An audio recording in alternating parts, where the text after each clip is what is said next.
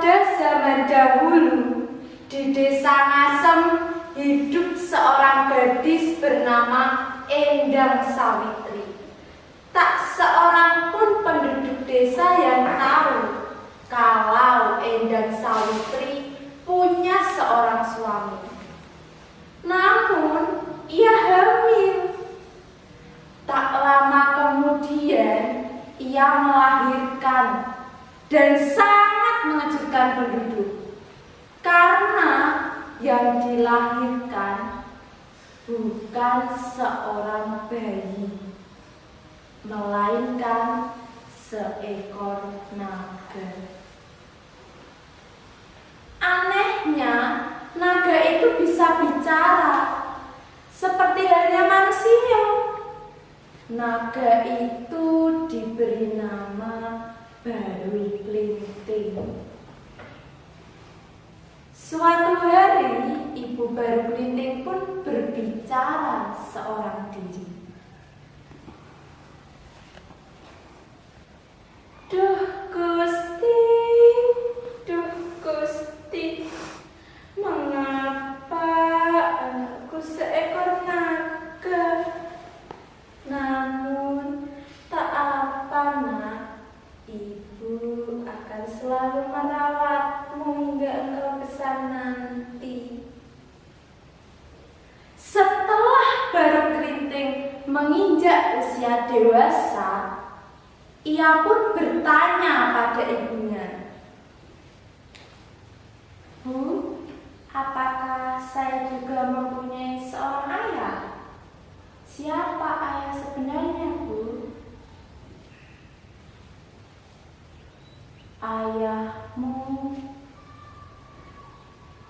Ayahmu adalah seorang raja yang sekarang ini sedang bertapa di gua hutan lereng Gunung Telonyo. Sudah waktunya kamu mencari dan menemui ayahmu. Saya izinkan kamu pergi ke sana dan bawalah klinting ini sebagai bukti peninggalan ayahmu dahulu. Dengan senang hati, Baru Klinting pun pergi ke pertapaan Ki Hajar. Sesampainya di sana, ia pun masuk ke dalam gua. Dengan sembah sujud di hadapan Ki Hajar yang sedang bertapa, ia pun bertanya, apakah benar ini pertapaan Ki Hajar Salokantara?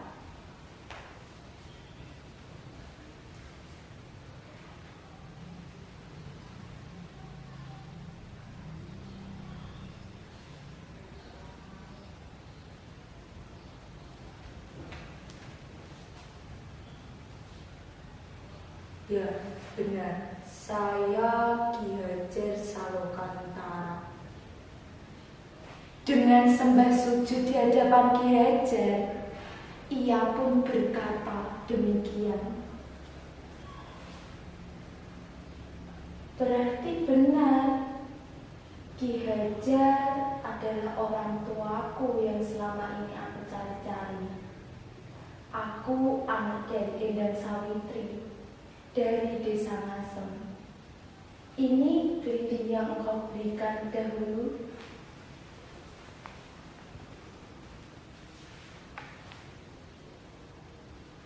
Ya, benar, kamu anakku. Namun ada satu syarat. Jika memang kamu anakku, maka lingkarilah Gunung Telonyo ini. Jika bisa, berarti kamu anakku. Ternyata Baru Klinting pun bisa melingkari Gunung Telonyo ini. Dan Ki Hajar pun mengetahui hal itu. Dan Ki Hajar pun memberi pesan kepada Baru Klinting.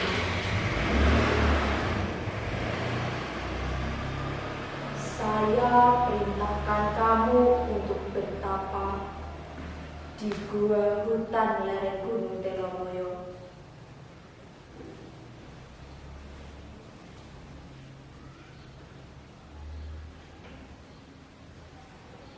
Baru Klinting pun menaati perintah Ki Hajar. Ia bertapa ke hutan lereng Gunung Telomoyo.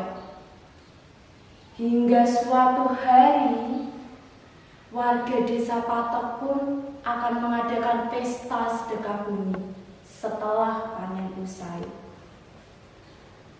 Mereka mencari hewan-hewan ke dalam hutan untuk dijadikan santapan saat pesta nanti. Hingga suatu saat ada segerombolan warga yang sedang berbincang-bincang. Kita harus mencari hewan ke dalam hutan untuk kita jadikan santapan saat pesta nanti. Kita ini sudah mencari ke sana kemari, namun mana tak kunjung mendapatkan. Kita coba saja ke hutan lereng Gunung Telomoyo. Siapa tahu di sana banyak hewan. Berjalanlah segerombolan masyarakat tersebut ke hutan lereng Gunung Telomoyo. Sesampainya di sana, lihat itu di sana ada naga besar sekali. Sepertinya naga itu sedang bertapa. Ayo kita potong-potong untuk kita jadikan santapan saat pesta nanti. Ayo.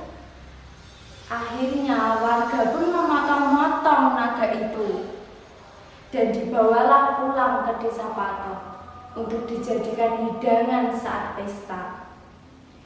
Semua warga pun mengadakan pesta itu sangat meriah.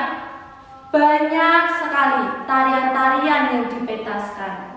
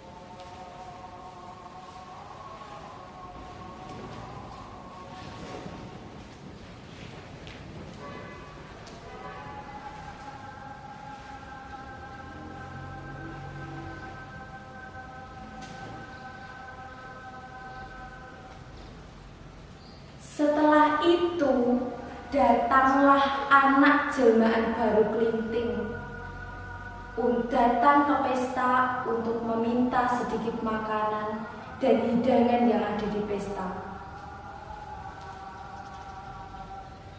Pak, bolehkah saya meminta sedikit makanan untuk saya makan? Tidak, pergi kamu dari sini. Lihat tampilanmu seperti pengemis menjijikkan. Dengan rasa sakit hati, anak tersebut pun pergi meninggalkan pesta tersebut. Coba kita bayangkan, saat ini sedang wabah virus COVID-19.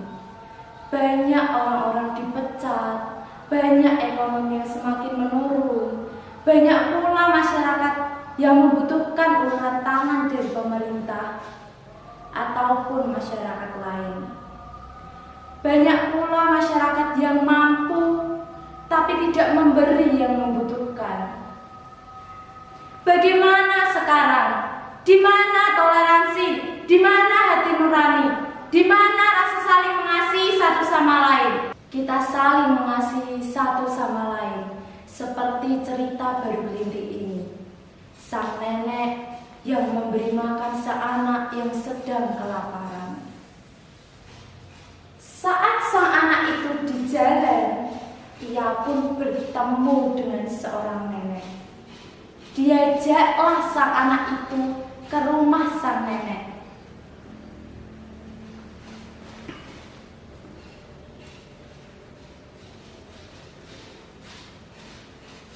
Silahkan duduk, nak. Terima kasih, Nek. Kamu kenapa, nak? Saya sangat lapar, Nek. Nenek hanyalah orang tua yang tidak punya apa-apa. Nenek hanya punya ini, nak. Makanan seadanya ini. Silahkan kamu makan, nak. Makanan seadanya ini.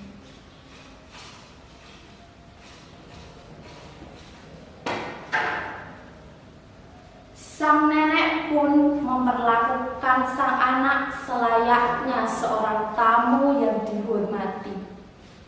Hingga pada akhirnya sang anak pun memberi pesan kepada sang nenek. Nek, jika nenek mendengar suara gemuruh, maka nenek harus cepat-cepat siapkan lesung agar nenek selamat. Sang anak pun kembali ke dalam pesta tadi untuk meminta sedikit makanan untuk ia makan. Pak, bolehkah saya minta sedikit makanan untuk saya makan? Tidak, pergi kamu dari sini. Dengan rasa sakit hati, sang anak pun melakukan sayembara. Hei kalian, siapa yang dapat mencabut lidi ini, maka aku akan berikan sesuatu untukmu. Hah? Hanya mencabut lidi ini? Mudah sekali. Tak seorang pun warga desa yang bisa mencabut lidi itu. Bagaimana? Apakah kalian bisa mencabut lidi ini? Semua warga pun celingak-celinguk kebingungan. Biarkan aku yang mencabut lidi ini. Setelah lidi itu dicabut, keluarlah air yang sangat deras. Sang nenek pun mendengar suara gemuruh itu dari rumahnya.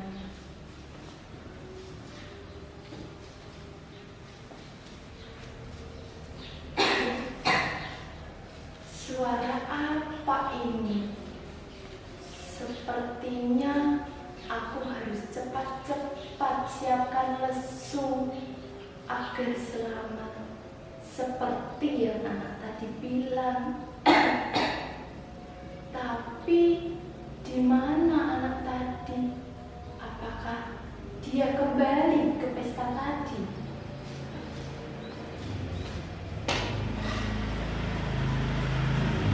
Sang nenek pun cepat-cepat menyiapkan lesung. Hingga pada akhirnya sang nenek pun selamat dari air-air yang menenggelamkan banyak sekali warga dan banyak sekali rumah-rumah yang ada di desa itu.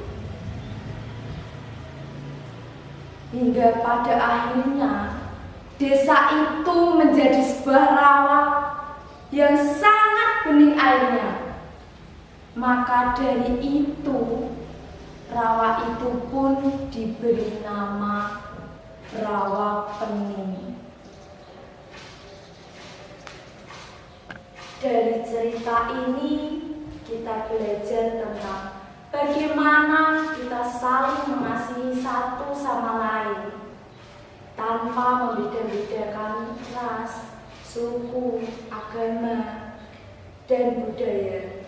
Karena mengasihi satu sama lain adalah salah satu hal yang dapat mempererat persatuan